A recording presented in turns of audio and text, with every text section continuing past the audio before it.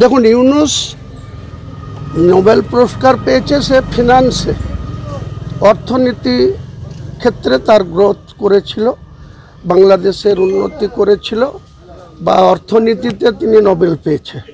কিন্তু আমি মনে করি 8ই আগস্ট 2024 ইউনূসের যে তদারকি সরকার বসে আছে, নির্বাচিত নয়, আপনারা সবাই জানেন, আমিও জানি, ইউনূস প্রশাসনিক বাংলাদেশের মতো এই ক্রিটিক্যাল সময়ে যেভাবে জামাত বা যেভাবে হাসিনাকে উচ্ছেদ করেছে, ওখানকার আওয়ামী লীগের কিছু 24 ভোট হয়েছিল, আপনারা সবাই জানেন।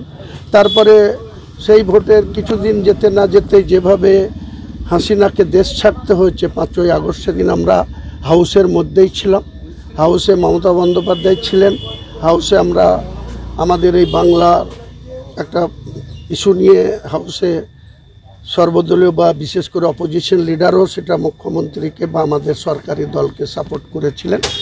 তার আধ ঘন্টার মধ্যে আমরা হাউস থেকে আমাদের কাছে মেসেজ আসলো যে হাসিনাকে দেশ ছাড়তে হয়েছে, তিনি প্লেনে আছেন, তিনি দিল্লির উদ্দেশ্যে আশপাশে তার প্লেন ঘুরছে। তো আমার মনে হয়েছে যে আমরা প্রতিবেশী দেশের একজন নাগরিক হিসাবে তাদের অভ্যন্তরীণ বিষয়ে আমাদের কোনো নাক গলানোর উচিত না।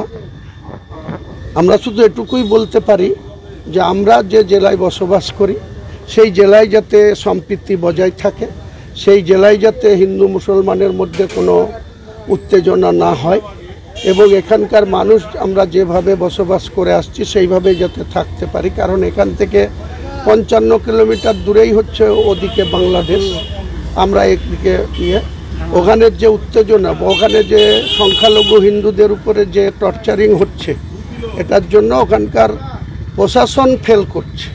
প্রশাসনের যে অভিজ্ঞতা থাকতো সেই ধরনের, তাহলে আমার মনে হয় এই ধরনের ঘটনা ঘটতো না। তবে এটা মোটেই সমর্থনযোগ্য না। কেন্দ্রের সরকার বসে আছে, কেন্দ্রের সরকার তাদের বিদেশ নীতি এবং তারা ইউনূসকে কী ধরনের গাইডলাইন দেবে বা বিদেশ মন্ত্রক কী বলবে সেটা সম্পূর্ণ বিদেশ দপ্তরের ব্যাপার। আমরা এখানে একটাই কাম্য, আমাদের এখানকার পরিবেশ যেন কোনো রকমই, ওখানকার কোনো আঁচ এখানে না লাগে, এখানে যেন কোনো রকম কোনো সম্প্রীতি বিঘ্নিত না হয়।